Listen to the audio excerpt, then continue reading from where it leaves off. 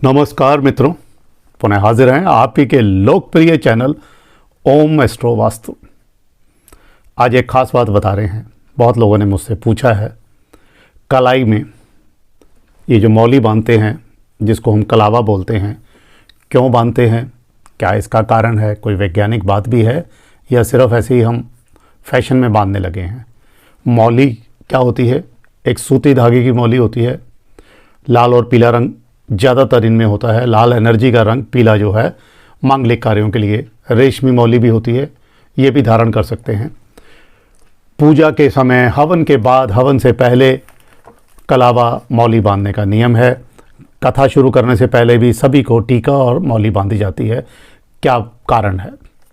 पहली बात आपको बताते हैं, मौली बांधने से या कलावा बांधने से त्रिदेव सनातन धर्म के देव हैं। पहले ब्रह्मा जी, दूसरे विष्णु जी और तीसरे महेश यानी भोलेनाथ। ब्रह्मा उत्पत्ति, विष्णु जो हैं हर तरह के सुख, और महेश जो हैं हर तरह की सात्विक सुखों के बाद मुक्तिदाता।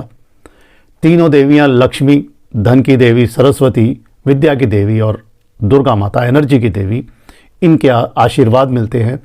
माँ लक्ष्मी से धन, दुर्गा से शक्ति और सरस्वती माता से विद्या मिलती है।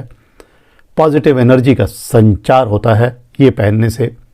अब इसके वैज्ञानिक आधार भी माने गए हैं। शरीर विज्ञान के अनुसार जो त्रिदोष होते हैं, वो भी तीन ही दोष होते हैं। पहला दोष होता है वात, दूसरा होता है पित्त और तीसरा होता है कफ। ये तीनों दोष ही किसी भी व्यक्ति को किसी भी बीमारी से लड़ने की क्षमता भी देते हैं और बीमारी आने का कारण भी ये तीनों के कारण होता है। जब हम मौली या ये कलावा धारण करते हैं तो एक्यूप्रेशर चिकित्सा के अनुसार नाड़ियों में, जो नाड़ी होती हैं हाथों में, इस तरह की नाड़ियाँ होती है, पूरे हाथों के अंदर नाड़ी होती है, उनमें घर्षण होता है, यानी वो आपस में एक दूसरे से घर्षण करते हैं। रक्त संचार में शीतलता आती है और वात, पित्त और कफ का जो भय है वो दूर हो जाता है। ये साइंटिफिकल बात भी बताई आपको हमने। एक खास बात और बताते हैं, रक्षा सूत्र। डरपोक भी है हम लोग, जितना मर्जी एनर्जी दिखा दे, लेकिन कई बार किसी भी व्यक्ति को कुछ परिस्थितियों में डर लगता है। ये रक्षा सूत्र है। देवी देवताओं की अदृश्य शक्ति के रूप में ये आपको रक्षा सूत्र का काम देते हैं। आपको पहले से ही आभास हो जाता है कि कोई गलत चीज़ मेरे साथ होने वाली तो नहीं है। अब एक खास बात और होती है कि कितनी बार इसको लपेटना चाहिए। मैं आपको पूर्ण विवरण दे रहा हूँ। 3 बार लपेटना उत्तम रहता है, कोई दिक्कत नहीं होती 3 बार लपेटने में। लेकिन अगर आप 7 बार भी लपेटें या 9 बार भी लपेटें तो कोई दिक्कत इसमें भी मानी नहीं जाती। नवग्रहों का आशीर्वाद माना जाता है 9 बार लपेटने से। लेकिन मुख्य रूप से इतना सारा जब हम कथा वगैरह करते हैं तो उसमें नहीं हो सकता है 7 या 9 बार। वो जब आप बड़ी कथा करते हैं या बड़ा कोई हवन या यज्ञ कर रहे हैं तो ऐसा किया जा सकता है। और स्त्रियों के हाथ में और पुरुषों के हाथ में अलग अलग बांधने का भी नियम है, उसका भी कारण बताता हूँ। पुरुषों के राइट हैंड सीधे हाथ में, जिससे वो यश, मेहनत, कर्म करते हैं। स्त्रियाँ क्योंकि डिपेंडेंट होती हैं परिवार पर, उनके बाएं हाथ में। लेकिन इसमें एक और ख़ास बात बता रहा हूँ, जो लड़कियाँ इंडिपेंडेंट हैं, अपने निर्णय स्वयं लेती हैं, उनके सीधे हाथ में भी बांधने का विधान माना गया है। कैसे बांधें, ये भी एक खासियत है। इस तरह से जब आपके कोई पुरोहित बांध रहा है तो मुट्ठी बंद रखिए। सर पे कपड़ा नहीं है तो हाथ रख लीजिएगा।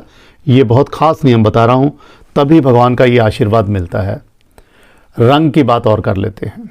3 रंग होते हैं, लाल, पीला और हरा। ये भी तीनों ब्रह्मा, विष्णु, महेश से प्रभावित रंग हैं।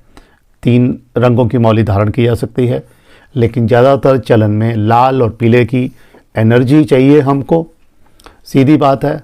और पीले रंग से मांगलिक चीज़ें चाहिए। हरे रंग को थोड़ा सा अवॉइड करते हैं जो सांसारिक लोग हैं या गृहस्थ लोग हैं। अंतिम बात लोग ज़रूर पूछना चाहेंगे, कब धारण करें। अगर कोई हमारे पास कोई ओकेज़न नहीं है, मंदिर जा रहे हैं, पंडित जी कभी लगा रहे हैं तो बांध सकते हैं। मंगलवार का दिन और शनिवार का दिन बहुत उत्तम माना जाता है। एनर्जी दाता दिन है।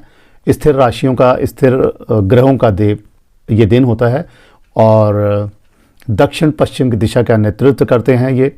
तो इसलिए मंगलवार और शनिवार उत्तम दिन रहते हैं। दोस्तों, आप हमारा चैनल देखते हैं, बहुत बहुत धन्यवाद। जिन दोस्तों ने चैनल को सब्सक्राइब नहीं किया तो प्लीज़ कर लो यार। कोई समस्या या कोई विवरण जानने की इच्छा है तो व्हाट्सएप कर सकते हैं, ज़रूर जवाब देता हूँ। धन्यवाद, खुश रहें।